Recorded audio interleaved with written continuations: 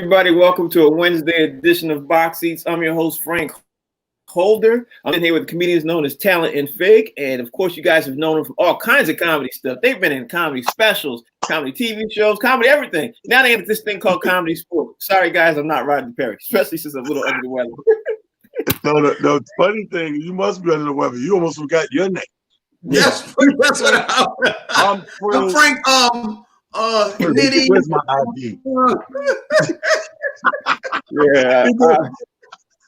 The funny thing is, I almost did. I'm like, I'm Frank, you start looking for your wallet. Where my ID at? I'm Frank. No, I'm Frank. Who am I? Where am I? You know, the funny thing is you can't make no mistakes around comics, boy. I swear to goodness. Because they will point it out on you in a second. It's a hazard of the job, Frank. It's a hazard. You know, we got to analyze and break everything down. Yeah. I see the hazard lights now. What'd you say? You called yourself Frizzy? Like he don't know who he is. Yeah, you all know I'm a little under the weather, but we're going to push through this. Anyway, today's COVID report, the NBA protocol restriction. The NBA has moved forward to restrict guests in the road hotel. So you already know what this is getting ready to lead to, because I'm already disappointed with how that's getting ready to lead to. Not to mention this morning the Hawks and Suns game got postponed, and the Wizards and Jazz game got postponed last night, and that is because neither game had enough players on neither team to be able to put on the court. You got to have, in case you don't know, you got to have at least 8 men to be able to have an NBA game. Neither team for both of these games had at least 8 men to be able to get on the floor. So I'm gonna just throw this out there to you, Talent, and I'm gonna say the NBA players. I've seen some quotes this morning and everything else talking about the restriction and everything else. The NBA players are getting upset. You know what I mean? And soon, I don't know. Soon they're gonna have to either cancel the season or they're gonna have to put them in the bubble. And it sounds like, according to what quotes I've read from a couple of NBA players like John Wall, he'd rather have the season canceled. That's what they're talking about. What's your thought process? Yeah, if I'm John Wall, I'm coming off an injury. I'd like to have it canceled too. But I never knew that rule. I never knew that you needed, because when you play ball at all other levels, as long as you have 5 players to play the game, you can avoid a forfeit. But I never knew at the NBA level you needed 8. You know what I mean? Have to have a team of 8, because I think the roster only goes to 13? 15. 15? Yeah. So I guess that's about right. It's about half. I don't think they're gonna. I say what I said all week, man. I just can't see canceling a full NBA season, because I think the reason why they didn't opt to the bubble the full season is the financial thing. I think that the amount of money it costs just to run those months of playoffs is astronomical, and they got those accountants working 24 hours. They're sitting there crunching those numbers like, bam, hang on the number, and they say, "Whoa, we gotta let these niggas get sick." That's a. Do I pay the full tab on that, or do it? They looked at somebody came in there. Well, here's if 80% of the NBA players got sick with COVID, here's the hospital bill amount. Even if a few passed and we had to bury some people, here's what it costs. We factor everything in. Oh, really? Okay, how much is the bubble for a full season? Damn, let these niggas get sick. Yeah. That's a big difference in numbers. So I don't see them canceling, bro. I think for 2 reasons. We always talk about money, but a lot of that money is recouping from what was dished out from the league, for the bubble. That's a lot of money it costs to run that thing. So they're looking at recouping that, and because they're going to have to do it again. When they get to playoff time, they're going to have to go in. I think they probably go a little longer maybe than they did the last time. So I don't see them canceling. I see them recouping.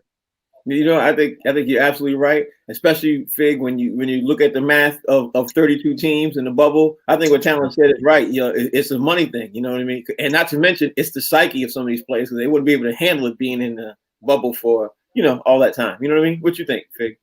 The thing is, I've been racking my brain over this, man. It seems that NBA players, NFL players, stars, or whatever, they just another breed, man.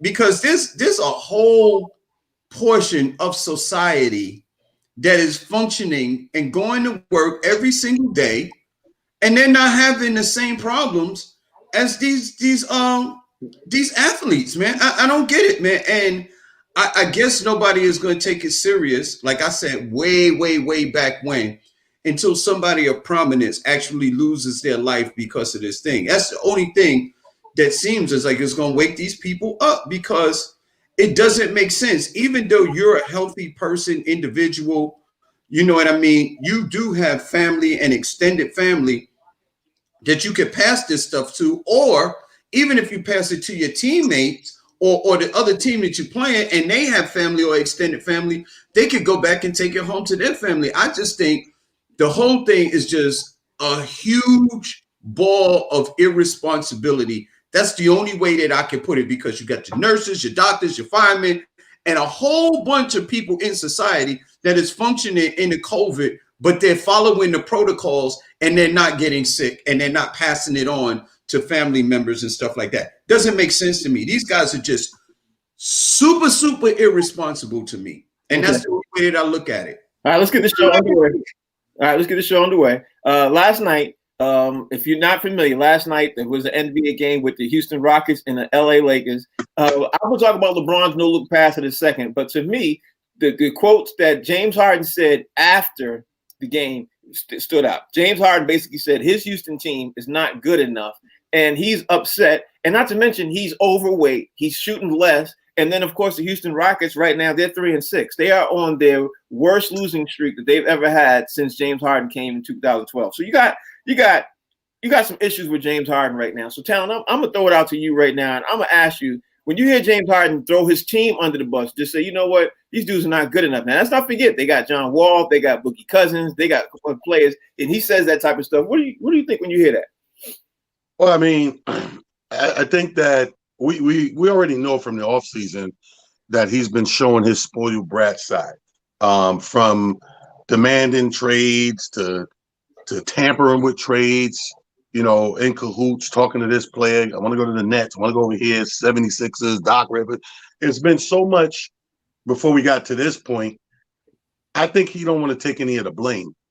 I think the blame is you got to hunker down and focus.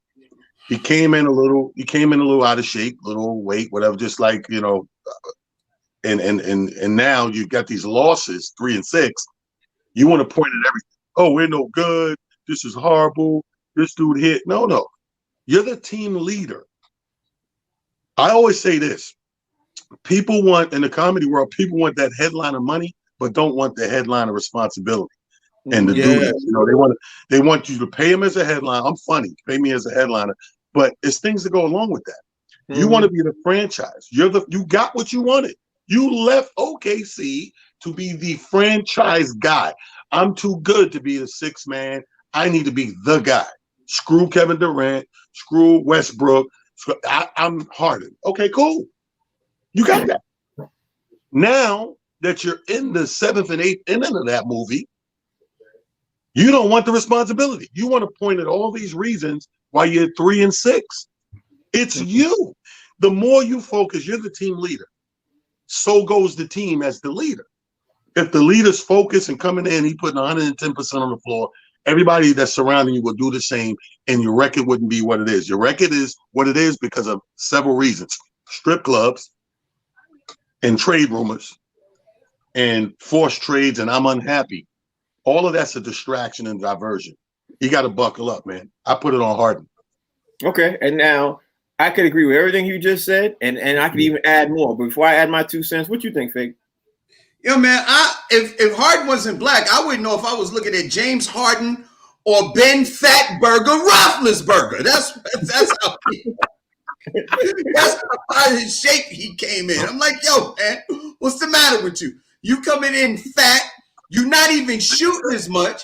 You scored 26 points when you used to dropping 40 and 50. Now all of a sudden, you're dropping 26 points. You're shooting about a third of the time. And now you want to talk about we don't have enough. No. You had too much, James. You had too much to eat. You got plenty. It was all on your plate. You had enough on your plate when you was eating your fat. Oh my God! I don't know what to say about James Harden. Yo, man, this is just ridiculous, man. James, you a star, baby. You a star. You got enough guys on your team. Make it happen. Now, I'll say this. You know, it seemed like John Wall came up and said a couple of things after the game too. He basically said, "Listen, we only 9 games in, man. You mad like that after 9 games?" Right. I was like, you know what? He absolutely right. Like if you put more effort into it and everything else, I think you'd have a better result. You know what I mean? But he clearly laid down, and he's the star player, man. I don't know, man. I don't know. I'm kind of disappointed. Well, one thing, let's be grateful that there's another star in the team, because you need stars to check stars. Because God forbid this was the old Houston when he first got there, where he was the star. There was really no other tangible star, just a bunch of role players. They would be scared to death to check him. Mm-hmm. But you have John Wall now, who we all know is a real N-word. Yeah. And John Wall is going to call it like he don't give a damn. There are no consequences with John Wall. The only consequences is hard to get mad and don't throw him a pass. That's it. John Wall going to say what it is every post-game interview. Oh, talent. Not only John Wall, he got to answer to Boogie Cousins. But see, Boogie don't carry the same weight because Boogie ain't had a healthy season. He ain't been consistent. John Wall, other than this last injury, John Wall has put enough work in and got enough rapport with the league to say, go screw yourself. Boogie can't. Yeah. Boogie is going around signing Happy Meal deals right now. he can't argue with $100 million man. Nah. Boogie. As soon as Boogie do this, raise his hand, and another day be like, Boogie be like, all right, I'm gonna go ahead and eat my fries. Yeah, but you know one thing that Boogie ain't afraid to do, he ain't afraid to check your jaw in the locker room. Yeah, that's a different story. That's different. You know what I mean? You may not have no cachet with the front office, but in that locker room, you can say, yo, man, you calling us scrubs? Like what you trying to say, James? That's the Brooklyn and thing. I was talking about interviews. Hey, you go back to Rikers Alley. Yeah, here you go. All right, let's talk about you. I want to just basically say this too. I think you see what a real leader does, because on the flip side, on the same game, the same floor, you see how LeBron got his camaraderie with his team. You see that? Yeah. He's playing playful. He does a no look 3-point shot, turns around and gets everybody dapped. They have a bet. They're having a great time at the game. To me, it's interesting because on the same floor, you see what a leader does, and then you see what a leader's not supposed to do. What you think, Talent? Yeah, I mean, I agree with that. But see, let's clap it up for LeBron for one main reason. He's a kid at heart. Mm-hmm. Right. And when we're fans watching a game, that's what we love to see. A fan of a sport loves to see somebody doing something that they love to do. I like to believe in my heart of hearts, when a person comes see talent perform, half of the reason they like me is because they see that I like what I'm doing. Right. Like, right. I'm up there enjoying myself. I'm getting happy, making you happy. LeBron plays like that. I will give him credit that he plays like that. And let's give him some icing on that cake. All the years he's been playing, what's it, 17 years? Yeah. In 17 years, you know what you've never seen LeBron do? He's never disrespected the players beneath him. Yeah. No matter their level of status, even when he had some opportunities. Because if I was LeBron and J.R. Smith did that shit he did. Yeah, I cussed him out on the floor. But to his credit, he's somehow always reins in, even if he's frustrated with a player or whatever, and he doesn't put them on Front Street. He doesn't blast them in press conferences. He doesn't demean them. That's why his camaraderie on that court shines through the way it does. Hate him or love him, he the GOAT or he not, we got to give him certain credits. And that I don't never fall back from greatness. That's a great attribute of LeBron that you're not seeing with Harden at all. Now listen, LeBron even put J.R. Smith on his new Lakers team. I wouldn't even have did that. He did. Yeah, J.R. got another cookout. You can't, if you do what you do on my team and cost the chip like that, you're not even coming to my cookout. There you go. Like, I'm saying the same thing. I couldn't do it. He's better than me. Fig, what you think? Well, first off, they weren't going to win that one anyway. Well, I don't care what JR did. They weren't going to win that championship. Not against the Golden State Warriors. I don't care what they did. They weren't going to win that one. So, but at least they would have won that game. that game, but they weren't going to win the series. I mean, listen, they just call it what it is. I mean, LeBron did go and sit down on the other end of the bench so he wouldn't punch JR in the mouth. That's what he did. He was like, we had a timeout too. What? He's like, But last night was dope, man. Listen, people call me the LeBron James hater, but you know what? When I see something that's worthy of an applause or admiration and stuff like that, gotta give it to him. That was dope, man. You know what I mean? Because I think one of his teammates, I forget who, I think Schroeder, when he went to the corner, Schroeder said, bet you $100 you don't hit that three-pointer. LeBron James took the shot and turned around before it went in. And when it went in, the whole bench went crazy. Yo, that was dope, man. That's entertainment. You understand what I'm saying? And at the end of the day, although it's sports and basketball and stuff like that, it's also supposed to be entertainment. And that was the height of entertainment factor right there, what LeBron did. Kudos to that, man, because that was dope. But here's the other side to that. If you're the other team and that team is celebrating and doing all kind of trick stuff in front of you, where's your ticker, man? Where's your heart? You know what I mean? How you James Harden and you letting a person who's not supposed to be able to shoot like you do that kind of stuff and you on the other side of that, man? Like where's your, you know what I mean? Where's your go get them? You know what I mean? Like your competitiveness. Why are you not trying to say, yo, these guys playing games like right. we they're trying to make that would make me feel some type of way. I say the same thing. But speaking of NBA players who don't have their competitiveness and all this other stuff, Kyrie Irving is back in the news again, talent. Stephen A. Smith went on the air this morning saying literally that Kyrie Irving should retire. He thinks he's done. The Nets are having a conversation about getting rid of his contract and expulsing him on the team, according to what Stephen A. is saying. And of course, Kyrie Irving has been, let's be honest. There's been reports of him going to his sister's party over the weekend. His video, he's not going to the team. But the Brooklyn Nets literally can, expire his contract, get rid of his contract, whatever word you want to say. They can do that, and they literally are seeking legal grounds to do that right now. If you're the Brooklyn Nets and Kyrie Irving is already causing a whole lot of dissension amongst the team, the players are already upset.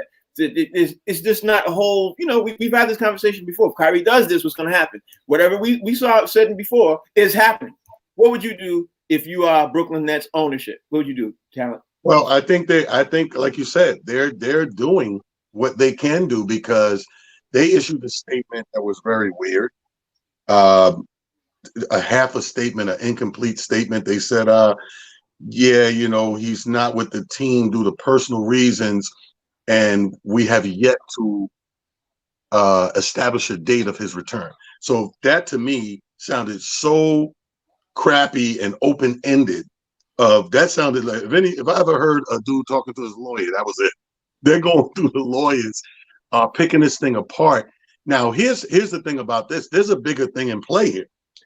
If I'm the Nets, if you're going to disrupt the team, because my team was good before you guys came back, I'll get rid of you and keep my good team. But the bigger problem is what I've learned in the industry of entertainment, and this is just a branch of that, what happens after that? Mm-hmm. In the midst of them rectifying their personal, individual situation with Kyrie, how far did they go to hinder what he's going to be able to do after that? Mm-hmm. That's the real messed up question. You know what I mean? You know what, talent? I'll just say this: talent asked. That's a great question. That's a great question. Before I even give some rebuttal, let me see what Fig. What's your thought? Yeah, man. I just I don't know where. Listen, who knows where Kyrie's head is right now? I don't think. I'm just I'm baffled. Like Kyrie, he has the skill, but the will and the want to be able to play this game that all the NBA players say that they love, man. We just don't see the commitment and the effort, to wanting to do that. Then say Kyrie has this philanthropic thing going on, or he's really with the social justice thing, but then he's at a party with his sister and a bunch of people and they have a mask on and stuff like that. I'm like, it's just like too scrambled for me. It's like I think what Stephen A. said. If I want to piggyback on that, he said what I think he said. He said, "Listen, until Kyrie is fully vested or invested in playing the game of basketball, then he should retire until he decides that he wants to give 100% to the game of basketball." And I didn't think he was saying that Kyrie was done. I think he was saying, like, you know, his heart wasn't into playing basketball, and it's disrespectful to the Nets organization and his teammates for him to be acting the way that he is. That's exactly what Stephen A. was saying. But if I'm an ownership of any team right now, if the Brooklyn Nets let him go, I'm gonna be honest with you. I don't care how good he is. I wouldn't get him. You know what I mean? So I guess I'm gonna bounce this question back to you, because what I was gonna say, and I throw it out to you, Talon. Let's just say Brooklyn does get rid of him. Would you take a risk on him and bringing him to your team? But see, that was my question. It depends on which team is my team, because this is what I think is going to happen. He already going into this. We talked about it on this sports show. He's a cancer. He's a team killer. Blah blah blah. So he already came into this situation with that stigma. This is going to be a confirmation of said rumors, right? So now, depending on what team you have, is where you will say, I'm willing to bring in a disruptive personality just because I want to win some games and put some asses in the seats, sell some tickets. And i.e., like, so if I'm New York Knicks, Boston Celtics, Miami Heat, I'm like, nah, I pass, right? But if I don't know, Charlotte or Minnesota or Grizzly or one of those teams there, that I might take a chance. I see a team like, be honest with you, the only good team I see that may take that risk would be like a Portland, because Portland, Dame's willing to put anything on there to win. And I think he will think to himself, he thinks, if I could bring in a Carmelo Anthony that nobody wanted to touch and make it productive, I could bring in this little point guard dude here with me and make it productive. If it don't work, I kick him out, but I'll be worth the try. That's the only bona fide team I see willing to risk bringing that in there. Fig, what you think?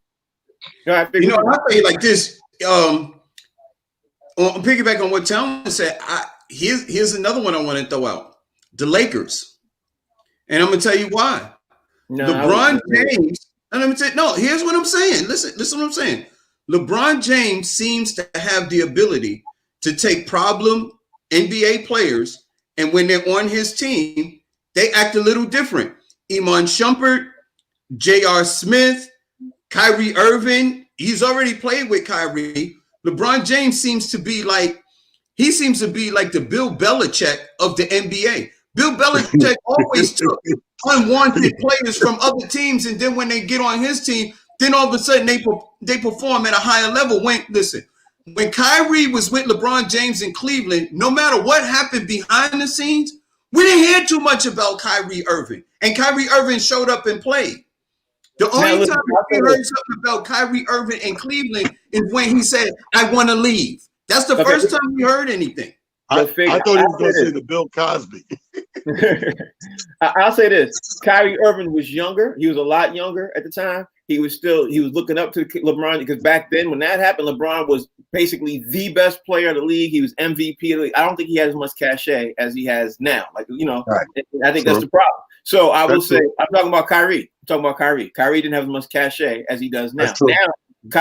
Now Kyrie is the man. He, you know what I mean? Like he was like 2 or 3. Yeah. LeBron came to the Cleveland. Yeah. I think Kyrie was 2 or 3 years in the league. You know what I mean? So I understand what you're saying, but I don't think it's a good analogy. But we're leaving out the main thing. The main thing why me and Frank disagree with what you said, Fig. The main thing is the friction that they now have. Yes, it's different. It's different.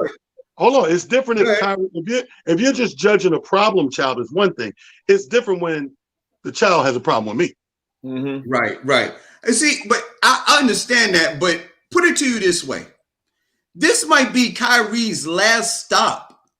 You understand what I'm saying? Like if the Nets decide that they want to, cut ties with Kyrie Irving, right? Who's going to pick him up? What I mean? I'm talking about LeBron James possibly throwing him an olive branch and bringing him back into the league. And that's what I meant when I was talking about the whole, like Bill Belichick would take guys who are on their last leg. You know, like when he took Antonio Brown, you know, Antonio Brown was on his last leg. It's like, yo, ain't nobody really messing with him. It's like Cam Newton. Nobody wanted Cam Newton. Bill Belichick took him in. You know what I'm saying? That's the mentality that I'm talking about. If the Nets cut tie with him, who else is going to pick Kyrie up? That's my point. If the Nets cuts ties with him, I don't think anybody is going to. I see what you're saying. That's the whole point. That was the whole point. Yeah.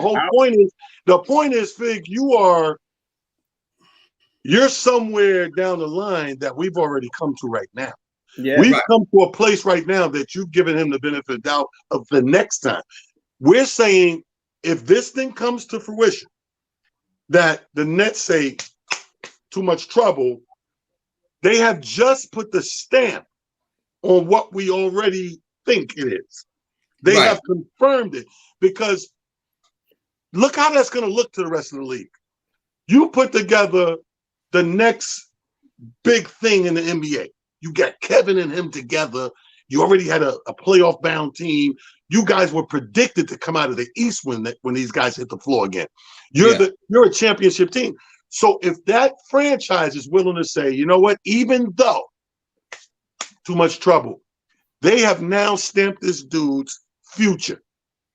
The question is, because we know how this goes in entertainment, a lot of times when you get that stamp on you, that team that did that done already made 15 phone calls. Yeah. Don't touch him. He hot. You see, here's the thing. I agree with y'all 100%. But here's what I'm saying. When Kyrie got to the Nets, it was on the heels of a Kevin Durant. So he may have already had that stamp. And I think the only one, like when Paul George went to the Clippers, that was a Kawhi Leonard thing. Kawhi said, listen, I'll come to the Clippers if you guys get Paul George. And the Nets said, well, listen, if KD comes with you, then we'll take Kyrie as a concession. So Kyrie may have already had that stamp on him. I'm thinking the only player that I know, whether you consider him the best player in the NBA or not, that still has that kind of power and possible cachet to be able to extend the olive branch, a player that could extend the olive branch. The only person that may be able to do that is LeBron James. That's the only point I'm making. But he won't, though. Why would he? Yeah, he won't. I don't think he would. You can't call me everything under the sun, Fig, and then say I'm gonna be the guy to extend the olive branch. This whole offseason, that's how Kyrie's made the news. Who we talking about? Kyrie. Remember who we talking about? We talking about LeBron James, who went back. Wait a minute. Listen to what I'm saying. Who went back to Cleveland after the owner, Gilbert, wrote a letter talking about how horrible he was. LeBron James forgave him and went back to Cleveland. But you know what, Fig? That's not a good analogy, because that's a horrible analogy. Because LeBron is from Cleveland. You could have said anything you want. He could have did that. And it's a bad analogy because there's a difference. There's a difference in showing up to a facility and getting all this money to do what I do. I don't really have to see the owner if I don't want to. Right. I got to play with Kyrie. I got to go in and out of the locker room, on and off a plane. I got to, for a whole season, I got to be on the same page. One thing about LeBron that he's made clear, he cares about winning. And when he's not in a position to win, he's going to put himself in a position to win. He can't play with I'm not going to bring in a big distraction. This guy's been making headlines all year on me. Mm-hmm. And I'm going to play side by side. I don't think so. I think that's where you draw the line. I don't know. Maybe you're right. You know what I mean? I'm just saying the only person that could, if he so chose to, would be a LeBron James. I think he's the only player in the NBA that would have that power to be able to that is able to do it. I'm not saying that he will. I'm just saying I think that he's the only player that could. And you know something? You're absolutely right. He could, but you know, we were just throwing the rebuttal. Would he? You know what I mean? Right. That's the whole thing, and we don't think that he would, because I just don't see him doing that. But let's continue on with this conversation, because that was a great conversation. I didn't want to rush that. That was a great conversation with Kyrie Irving. But I'll leave it with this: the Brooklyn Nets have already called several of their attorneys, and they've already had that conversation because for Stephen A. To report that and the way he's tied into the NBA and everything else, he ain't reporting that out of the clear blue sky. You know what I'm saying? Like that didn't come from nowhere. You know, Frank, I think we ought to throw this out too. If it's because that Kyrie Irving is having some mental issues or whatever that may be, I hope that he gets, aside from basketball, I hope that he gets the help that he needs. I hope so too, but I ain't, I'll be honest, and maybe I sound horrible about this, but the amount of money he makes, I ain't too sorry for that dude. He makes it was going to sound horrible no matter how you put it. Yeah, you know what's coming, right? He makes $483,000 a game, bro, for 82 games a game. He makes $33 million, $33.4 million this year. He's making right. You think I'm gonna take my little $20? You think I'm gonna take my $20 and pat him on the back? Feel better, boo boo. Feel better. No, I don't feel it. 483. I think they said Kyrie makes in a 72 game season. I think they say he makes just over $400,000 a game. $483,000 a game. A game, yeah. Yeah. So, do you really feel bad for him? I don't really feel bad for him. Talk about he has some mental issues. I wish somebody would say to me, "I got some mental issues. I got a boo boo, and I'm getting $400,000." You know what I'm saying? Tell you imagine that somebody talking to you, boo boo. Hey, hold on. Hey, Frank, Kyrie. I can see Kyrie go get help. He's at the therapist. Yeah, man. I just don't know how to make. I'm having problems. The therapist like this. Just like that. And you make how much? Yeah. And the therapist like, nigga, I ain't trying to hear that. I thought you wanted me to fill you out a script for a Percocet. Conversation on, man. Let's talk about the Philadelphia 76ers because last night they won in overtime. They played against Miami Heat. When they have all the players on the court, they're doing well. The question they're having is right now they are having COVID issue. COVID has been their biggest person they're fighting against. That's their biggest thing. So I'm gonna ask you, Talent, are the Philadelphia 76ers as good or better than advertised? What you think? I think they're good. I think they're good. I think they're gonna be better. Again, I got my money on Doc Rivers all day. So I think that they're very good right now.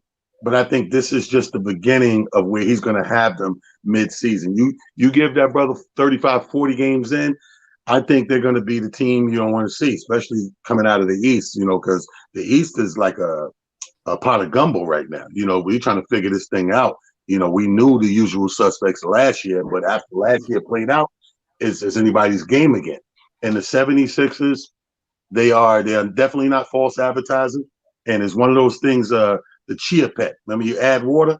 76ers are chia. 76ers are real. I think what you think. He said, "Oh my God, I think chia." Listen, man, the 76ers are real.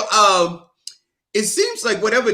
Look, Doc Rivers seems to have galvanized the team. He has Joel Embiid playing at a high level, awesome level, man. And the bottom line is that that's what we always talked about. The problem was with the Sixers is that whether Joel Embiid was serious and he was engaged, because we knew this guy had the ability and the talent to dominate the league, like Shaq with an outside shot, you know what I mean? And some other moves. And Joel Embiid clearly has that type of talent and ability. It was just his mentality. And will he take the game seriously enough to fully engage for an entire season? And Doc Rivers seems like he has Joel Embiid playing at a high level, and there goes the rest of the Philadelphia 76ers. They go as Joel Embiid goes, and Doc Rivers seems like he has them on the right track.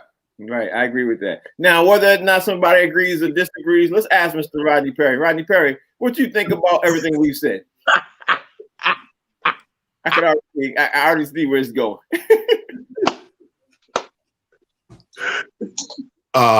Let's start with the Sixers, man. Crazy. Joel Embiid, marvelous analysis of comedian Fig NYC. Look, It's not about Embiid. Okay. It's about Ben Simmons. Ben Simmons actually hitting shots. Has anybody tripped off this? Ben Simmons is hitting shots. He's squaring up and knocking down shots. Threes, mid-range. Ben Simmons is looking incredible. Is that Doc Rivers? I don't know. I tell you what, though, if Doc Rivers blow this, he gonna be Nurse Rivers.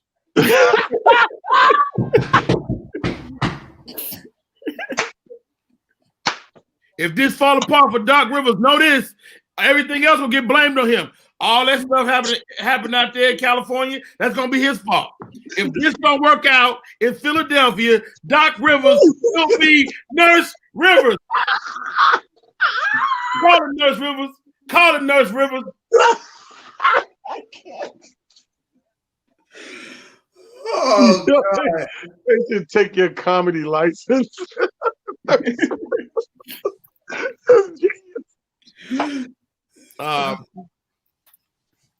Guys got into the Kyrie Irving conversation, man.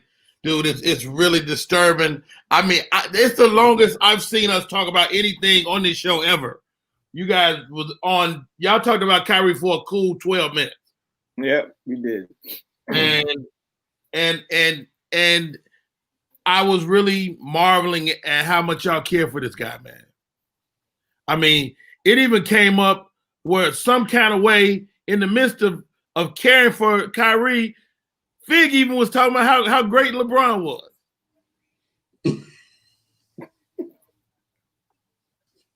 And I said to myself, thank you, Kyrie Irving.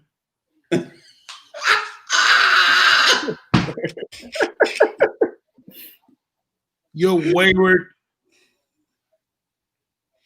showing up when you feel like it, have some kind of way inadvertently created a bubble where people would that would normally besmirch the name of the great LeBron James. Oh God! Had to turn around and say something good. Oh my goodness! Maybe LeBron is the only guy that can help him. Maybe LeBron James is the only guy. LeBron might take the guy back in and be like, hey, man, come here, man. Come on, little bro. You the prodigal son. Come back. Come back, son. Come back, Kyrie. Ronnie said, come here, boy. Let me hook you up. Son. You need a hug, man. He misses homie. He misses boy. You only do this for family. You only talk about family in public. My brother and I were estranged. We hadn't talked to each other in years. And then I went down, had a stroke. And who was there? My brother. I say LeBron is reaching out to Kyrie right now. Come here, baby. Come here, baby. Come here, baby.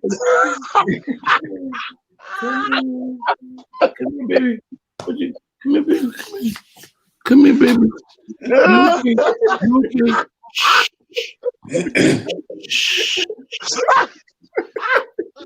You okay? I said, cross over these fools, okay? Okay, baby. Cross over these fools, okay? I know you're sorry. Kyrie. I know. No, you ain't got to say that. You ain't got to say that. I know you didn't mean it. Oh man, I can't. I know you didn't mean it. Kyrie Irving, I know you didn't mean it when you talked about me. I know you didn't mean it. But guess who's going to be there? Come here. Oh, shoot, man. Give me a hug, Kyrie. Come here. Why?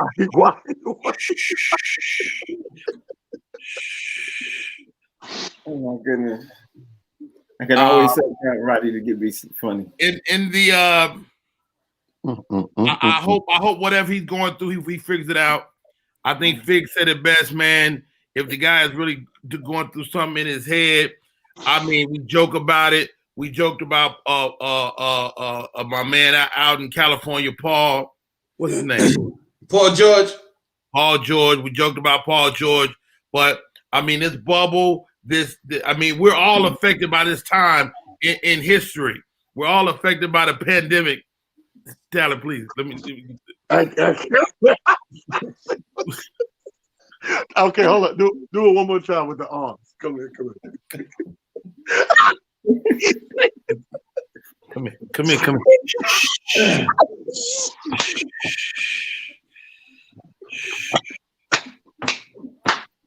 We're all affected by the pandemic, and some people are obviously affected more than others. I mean, this really low-key came out of nowhere. Right? I mean, their first 3 games, it looked like we was talking about it. They looked like a playoff, the team to beat. And then all of a sudden something happened. I think something we don't know about. I think it may be a death in the family. Something has happened in this man's life we might not know about for years to come. But it's something big and it's something traumatic. And until he gets back on his square, he's gonna look like he's inept. But he's still a great player. You know, all this talk about him retiring and whatnot. I mean, I think all that stuff is premature. I think, you know, he needs friends. You know, he needs somebody to reach out. Rodney, he can get cut. That's the problem. That's what we talk about. Like the Nets are going through the thing about trying to cut him. Frank, don't do that. Come here. Don't move back, Frank. Lean into the camera. There you go. Matter of fact, we all need to. We as men, we need to figure out a way to be a little. And Fig, I want to apologize to you. You get in here. Everybody in. Group hug. Come on. There we go.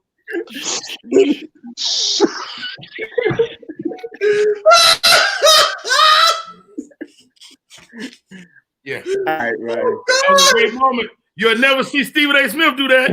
You'll never see that. You'll never see that on first take. Or you'll never see Shannon them hug it out. Yo, we just made history. Yo, man. Yo, crazy. I just Yo, you know what I had, man? I had a vision of the sisters in Color Purple, like. But you know what's funny? It's like you're supposed to be helping the person, right? Well, how come you don't let the person say what the problem is? That come on in. You like, blah, blah, blah.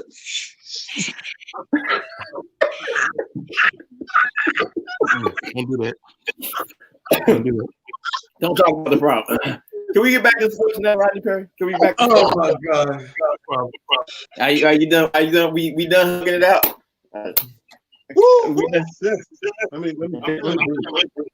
I'm worried about the young man. I'm worried about him.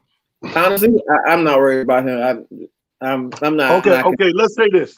In closing, let's say this, because Rodney takes it, and some of us, even Fig, thought about it, the mental health issue to the extreme of the worst case scenario. That's what that is, right? But let's say it's not that deep. Let's just say, for Kyrie's sake, there are people, and we all know them in our lives, that do these things because they need to be the center of attention. Right. Because before Kyrie picked up a basketball this season, before they came back from that injury officially, this had been going on. All of this interview taking, this jewel dropping, these lines that spit on certain people. You know, we told LeBron's the king, and you played with the Kings. You got a chip with the Kings, so you would say things to obviously rile them up and start some sort of feud via social media. So let's just say it's not that big, heavy, detrimental. Oh my God, he needs help. Let's just say I like to poke the bear. I like to make the news. I like attention. I know I'm one of the best in the game. So a lot of people who think they're the best think they could do stuff like that. But given that talent, great point.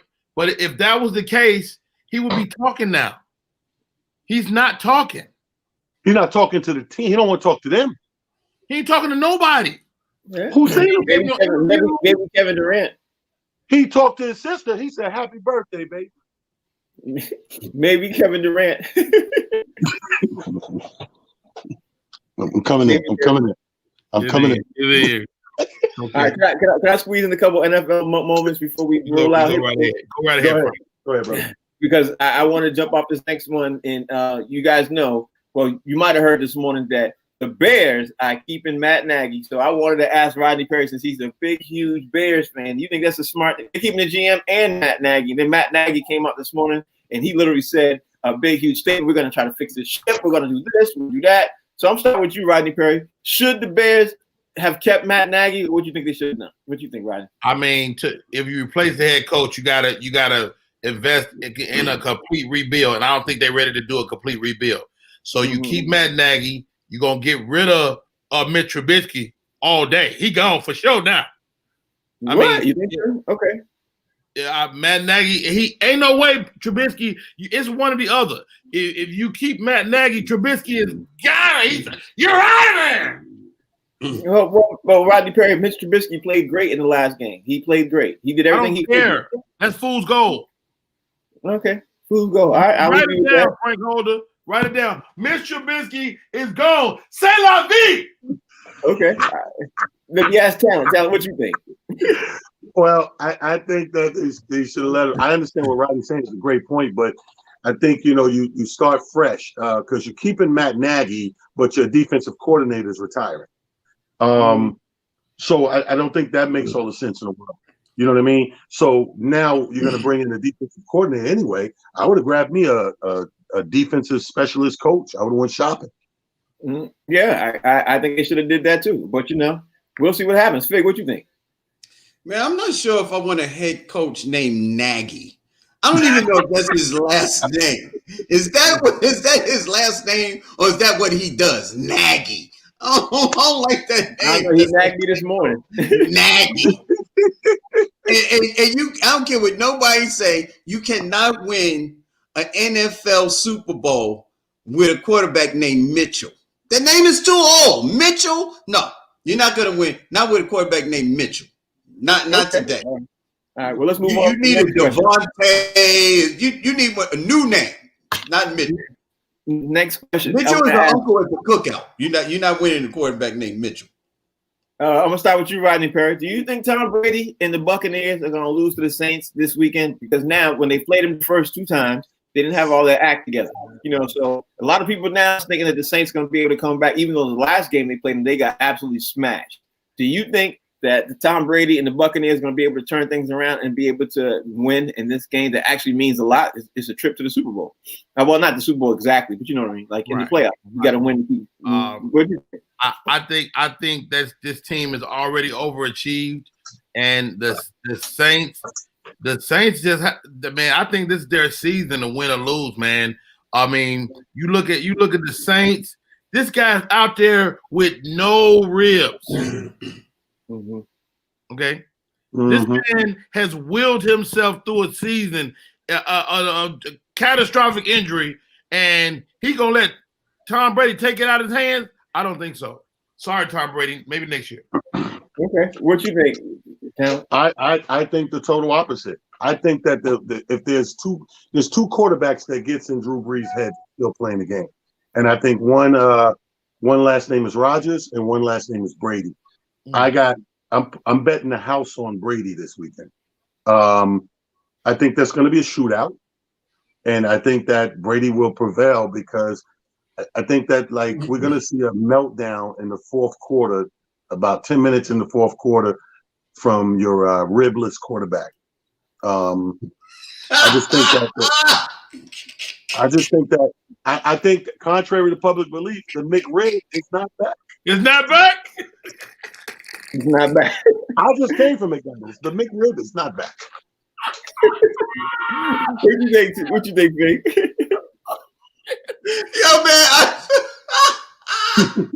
I'll tell you this, man. This weekend, man, it's gonna be like watching the movie Life with two old dudes going at it, man.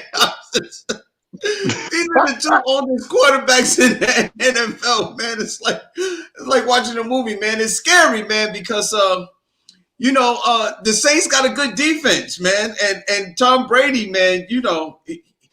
When you can put pressure on Tom Brady, I don't care what he has, he just doesn't do well, and that's been that's been the MO with Tom Brady, like his whole season. If you get pressure on him, you can rattle him and you can slow him down. this it scares me, man. The Saints scare me going up against Tom Brady because their defense is really good. Let's ask the last question. The last question of the show. What? Doug Peterson is taking a year off. Looks like even though the Jets have been in contact with him, he basically is coming out through sources and saying that he might really take the year off if he doesn't get offered the Jets job. So I'm gonna ask you this, Talon, being that you're a Jets fan, I'm gonna have you go first. Would you rather see Doug Peterson as a Jets coach, or would you take your year off? What you think? Yeah, take a year off. Take a year off. I think that in this line of work, I think that's something that a lot of coaches should have done early on. And you know, if you're a bona fide coach, you got a nice little body of work. You got a Super Bowl under your belt and everything. Why not take a year off? They make enough money, you know. And you got to look at it like a lot of people are looking at it like this anyway. Like, you know how we put an asterisk by the titles and stuff that people win during COVID. It's not a do or die year for people. People are, everything's asterisk, like, it was COVID. So you're just taking off the year that's going to take to kind of get to the other side of COVID anyway. So I'm not against that. And, you know, the Jets got time on their hands. They got the next 2 seasons of all these draft picks to use. So it works out for both people, you know, team and play and coach. Fig, what you think, man? You're another big Jets fan. You know, man. I said earlier that I thought that Doug would be good as a Jets coach, and I'm gonna tell you why, man. I mean, this kid is just Doug. He's just 3 seasons away from winning a Super Bowl, and what he was able to do with Mitchell Trubisky, I'm sure he could do in New York. You know what I mean?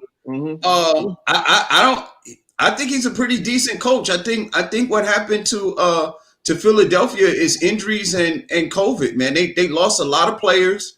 They had a lot of older players, and the Jets are on the other side of that. They got a young quarterback. They have definitely the number 2 pick this year in the NFL draft, and I think that I really believe that the Jets, with all the picks they have, on the upswing, and I think this is the kind of coach that could galvanize the team and get them going in the right direction as far as wins is concerned. Yeah, Roddy, I mean, Perry, that's real. Nice. What you think, Roddy Perry? I mean, I'm glad these guys have somebody to look forward to. But I mean, I just don't think Peterson is impressive. He's not an impressive guy to me. You know, he's probably Matt Nagy-esque, you know. And if he want to take a year off, he need to go hurry up and get out of the locker room. He shouldn't even have to. You ain't got to make no announcement. You gonna take a year off? Just do it. Yeah, I think I'm gonna take a year off. Well, take it. Yo, why you gotta? You did it again. So as you talk about Jets, you went into my condolences. I seen you. Your whole joint came down like you was at the funeral. You gotta stop doing that. Yo, let me say something, man. NFL there's 32 NFL head coach jobs. You take a year off, you might not never get another opportunity. Right. That's what I'm saying. It's all posturing to even say that. I think I might take a year off. Man, yeah. You know what? Right. You know what? Take it then. He's absolutely right. He's absolutely right. But you know what? You can always get a job as an offensive coordinator or coach college. You know what I mean? You could coach college. There's tons of college. What about JV? They pay good. That's it. Anyway, y'all, that's the show. It continues on with this show. Talent, tell everybody out there how they can follow you. Hey, everybody. You know, we're coming up on Martin Luther King weekend, so it's a big weekend. Follow me on all platforms. My Twitter at It's Just Comedy. My IG is Talent the Comedian, and New York King Talent on Facebook. I'm here every single weekday, 1 p.m. Box seats, baby. That's it. Rodney. Yo, box seats is always cracking. Your boy Rodney Perry, the website rodneyperry.com, Rodney Perry Live on Facebook, YouTube, and Instagram. And this weekend, Jackson, Mississippi, live social distancing comedy shows all weekend. I think I'm doing like 5 shows out there. I'm excited to come out to Chuckles. My first time in Jackson, Mississippi, doing comedy. There it is, Fig. Mississippi.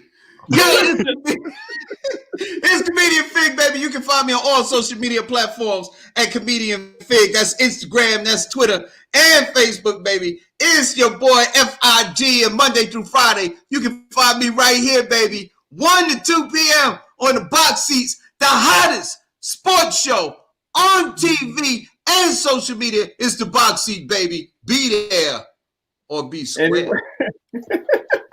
These dudes masked it up. Hey, y'all, I'm Frank Holder. That's Talent. That's Roddy. That's Fig. This is the show called The Box Seat. I wouldn't have banked like this. Nobody said nothing.